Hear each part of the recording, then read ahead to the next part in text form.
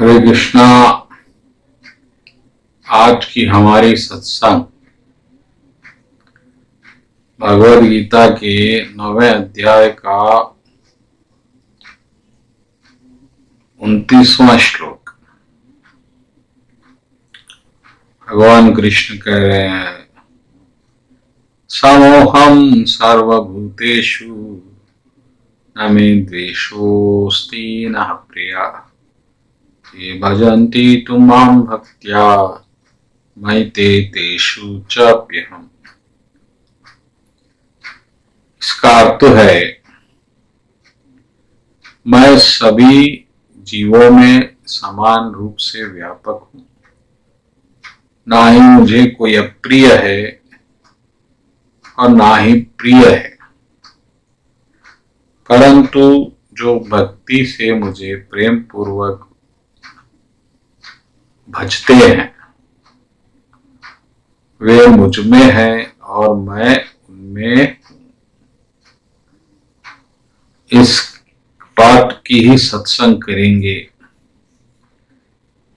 कि प्रतिरोधक बातें इसमें दो आ रही है। पहली बात है कि भगवान कह रहे हैं कि मैं सब जगह समान रूप से हूं, ना मुझे कोई प्रिय है ना मैं किसी से द्वेष करता हूं, इन्हें भगवान उदासीन है। और भगवान दूसरी तरफ ये कह रहे हैं, लेकिन जो मेरी भक्ति करता है वो मुझ में है और मैं उसमें हूं। इसका क्या अर्थ? तो क्या भगवान उनके हृदय में भी है? जो भक्त नहीं है, भगवान तो उनके हृदय में भी है। फिर क्या भेद है इन दो बातों का? इसी बात को आज हम समझने का प्रयत्न करेंगे।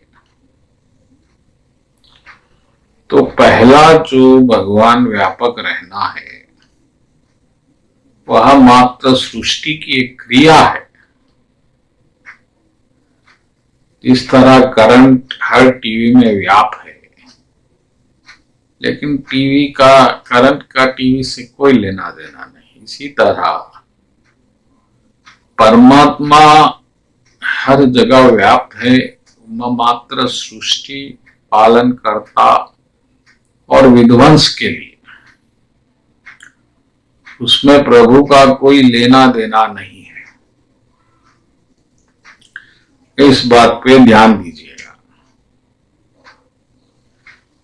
कि भगवान सबको बना रहे हैं, मिटा रहे हैं, इच्छाएं पूरी कर रहे हैं, मगर भगवान उदासीन है। भगवान को इससे कोई लेना देना, कोई लाभ हानि नहीं। क्यों नहीं है? क्योंकि भगवान दिव्य है, भगवान का आनंद दूसरा है, भगवान का आनंद भी दिव्य है। और भगवान सच्चिदानंद है और ये भौतिक शरीर तो मृत्यु शरीर है। तो फिर क्यों चलाते हैं भगवान? आपके लिए। आप इसमें इस तरह से जीना चाहते हैं तो भगवान ने उसके लिए व्यवस्था की। तो परमात्मा भी एक व्यवस्था का ही अंश है और वो उदासीन है। उसको ना किसी से कोई प्रेम है, ना ही उससे द्वेष है। बस परमात्मा का काम है कि आपकी इच्छाएं पूरी करे, आपको शरीर दे, और फिर शरीर का समय हो गया तो उसे वापस ले ले, मृत्यु दे। लेकिन इस दरमियान कोई अपने प्रयत्नवश, भाग्यवश, गुरु कृपावश, किसी भी वश कृष्ण का भक्त बन गया तो यहां प्रभु मात्र सृष्टि करता नहीं रहते, पालन करता नहीं रहते। यहां पर प्रभु आपके परम प्रिय बन जाते हैं और वह आपसे प्रेम का आदान प्रदान शुरू कर देते हैं,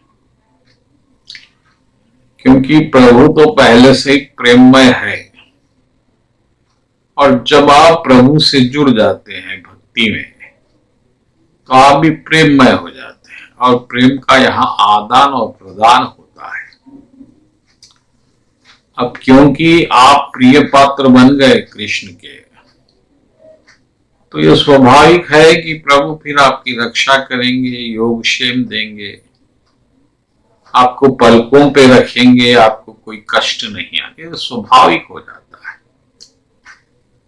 क्योंकि भक्त जो होता है वह यहाँ रहते हुए भी यहाँ नहीं रहता, फिर कहाँ रहता है? कृष्ण के पास रहता है। और कृष्ण भगवान सब कुछ दुनिया में व्याप्त रहते हुए कहाँ रहते हैं? वो भगत के दिल में रहते हैं। तो भक्तगणों, इस तरह से भगवान और भगत एक दूसरे के साथ रहते हैं।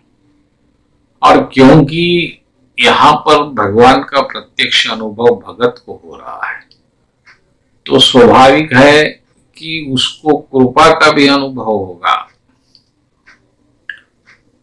तो वो कृपा जब देखता है कि प्रभु की इतनी अनंत, इतनी विशाल, इतनी असीमित है, तो कृपा में डूब जाता है। और जो भक्त नहीं है वो अहंकार में डूब जाता है। तो अहंकार में तो उसको कारण दिखता है, कारण का कारण नहीं दिखता। बस यही भेद है भक्त में अभक्त में। एक जो है कृपा दिखता है और एक कर्तापन दिखता है, बस। तो कर्तापन में वो खुद को कर्ता समझकर अपने अहंकार को बढ़ाता है और उसका रस लेता है। और क्योंकि भक्त भगवान को कर्ता मानता है, तो वो अहंकार का रस नहीं लेता, तो वो अहंकार की बाधाएं उसको नहीं होती।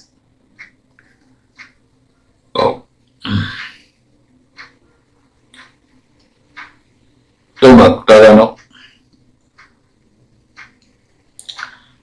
इस श्लोक से हम क्या सीख सकते हैं, इस बात पे ध्यान दो। इस श्लोक का अर्थ है कि आप भगवान से जुड़ सकते हैं, भगवान के प्रिय बन सकते हैं और भगवान के साथ रह भी सकते हैं।